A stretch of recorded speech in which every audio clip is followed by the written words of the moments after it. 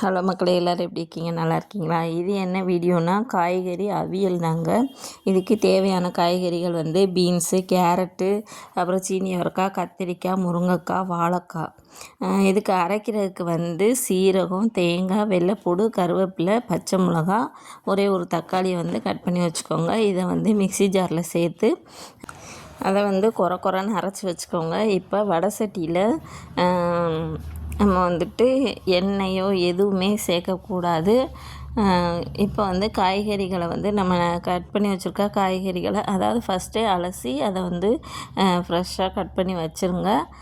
Cut பண்ணி வச்ச காய்கறிகளை வந்து ஒவ்வொன்றா அந்த வடை சட்டியில் வந்து சேர்த்துக்கலாம்.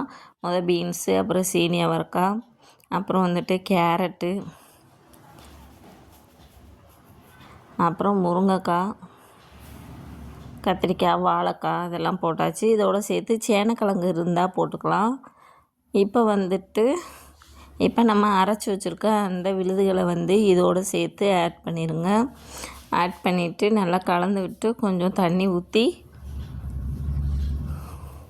உப்பு போட்டு வேக விட்டுருங்க. அது வேகும் போதே வந்து அந்த கட் பண்ணி வச்சுருக்க தக்காளி பழத்தையும் இதோடு சேர்த்து ஆட் பண்ணிக்கணும். தக்காளியை வந்து அரைக்கக்கூடாது. இதில் ஆட் பண்ணிவிட்டு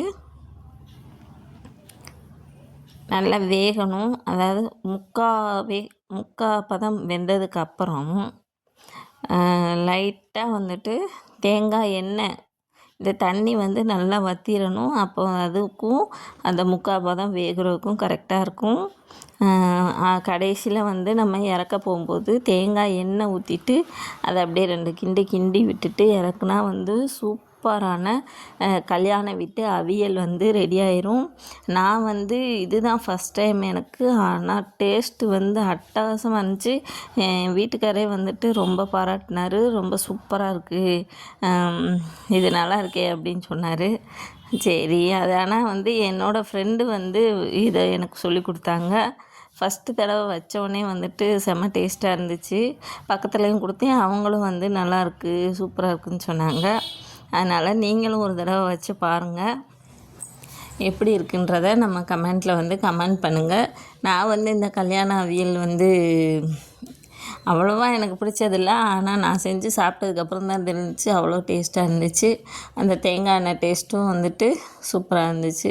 நம்ம லாஸ்ட்டாக வந்துட்டு இந்த காய்கறிக்கு தண்ணி ஊற்றுனதுக்கப்புறம் லைட்டாக மஞ்சத்தூள் போட்டுக்கோங்க. மஞ்சத்தூள் தேவைப்படுறவங்க போட்டுக்கலாம். இல்லை எனக்கு மஞ்சத்தூள் தேவையில்லை அப்படின்னு சொல்கிறவங்க மஞ்சத்தூள் ஆட் பண்ண தேவையில்லை. வேறு எதுவுமே இல்லைங்க. உப்பு போட்டு இந்த காய்கறியெல்லாம் போட்டு நம்ம அரைச்சி வச்சுருக்க கலவையை ஊற்றி கிண்டி விட்டு மூடி வச்சிட்டிங்கன்னா வந்துட்டு அவ்வளோ சூப்பராக இருக்கும். இறக்கும்போது மட்டும் லைட்டாக தேங்காய் எண்ணெய் ஊற்றிக்கோங்க, அவ்வளோதான். இது பிடிச்சிருந்தா நம்ம சேனலை லைக் பண்ணுங்கள், சப்ஸ்கிரைப் பண்ணுங்கள், ஆல் பெல்லை கிளிக் பண்ணுங்கள். அப்போ தான் நான் போடுற வீடியோ வந்து உங்களுக்கு நோட்டிஃபிகேஷனில் வரும்.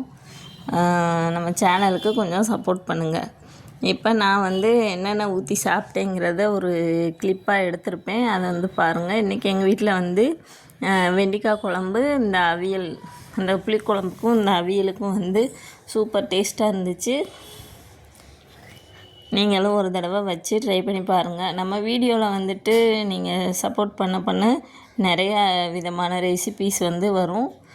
எனக்கு தெரிஞ்ச ரெசிபீஸ் வந்து எடுத்து நான் போட வந்து முயற்சி பண்ணுறேன். தேங்க்யூ.